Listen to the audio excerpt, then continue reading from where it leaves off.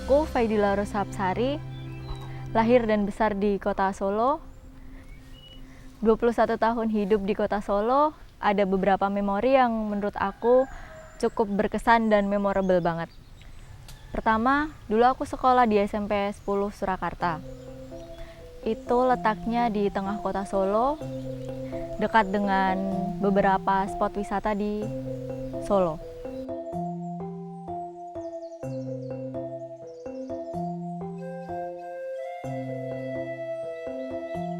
Yang pertama ada Pasar Triwindu. Pasar Triwindu ini cukup unik daripada pasar-pasar lainnya karena mereka menjual barang antik, barang replika, barang repro, yang dimana sekarang juga menjadi salah satu destinasi wisata yang harus wajib dikunjungi saat berada di Solo. Yang kedua ada Mangkunegaran. Mangkunegaran ini dulunya cukup tertutup dan sekarang sudah dibuka untuk wisatawan umum. Yang ketiga ada Taman Sriwedari. Dulunya Taman Sriwedari ini tempat bermain yang di dalamnya itu terdapat beberapa wahana permainan dan panggung untuk pentas seni. Sekarang Taman Sriwedari sudah dialihfungsikan dan gak jauh dari Taman Sriwedari terdapat salah satu museum tertua di Indonesia, yaitu Museum Radia Pustaka. Perkenalkan, nama saya Alif Tagar Oktavianto. Saya dari SMK Said Surakarta. Saya magang di Radia Pustaka Museum sini sejak bulan Juli tahun 2023 ini. Dan saya magang di sini itu adalah sebagai guide, seperti itu. Jadi museum ini itu berdiri sejak tanggal 28 Oktober 1890. Beliau yang mendirikan itu adalah Kanjeng Raden Adipati Sosodiningrat IV. Nah, beliau itu adalah patih dalamnya Pakubono ke-9 dan ke-10, seperti itu. Dan letaknya di Kepatihan, itu rumahnya patih dulu. Dan itu pindah akhirnya tanggal 1 Januari 1913 ke Logikadipolo yang sekarang ini, seperti itu.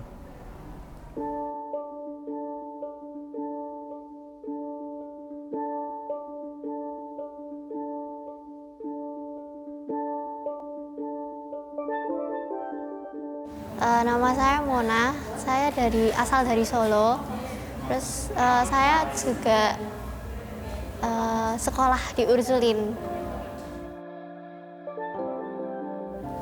Jadi tadi awalnya saya ada tugas dari sekolah, terus kita ke Car Free Day sama rame-rame.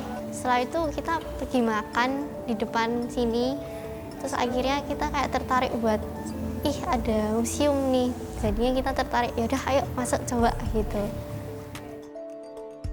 Tuh keliling-keliling, di depan ada alat-alat musik, terus ada keris-keris juga, terus ada wayang-wayang gitu. Jadi fungsi utama museum ini itu ya menyimpan berbagai macam sejarahnya kota Solo juga sih Mbak.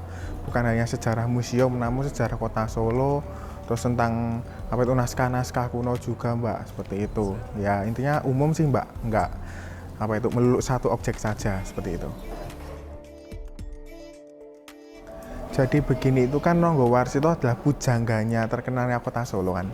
Nah, di sini itu ada naskahnya yang tersimpan. Ada beberapa naskah, tapi saya kurang tahu itu naskah namanya apa, begitu. Halo, namaku Sheryl dan aku asli Solo. Enggak juga sih. Aku pindah dari Jakarta ke Solo. Sebenarnya saya tadi habis CFD ya, Car Free Day. Nah itu kita tuh lagi makan tuh di depan situ. Terus kita lihat nih ada tempat apa sih gitu kan, museum. Sebenarnya aku emang jarang ke daerah sini ya.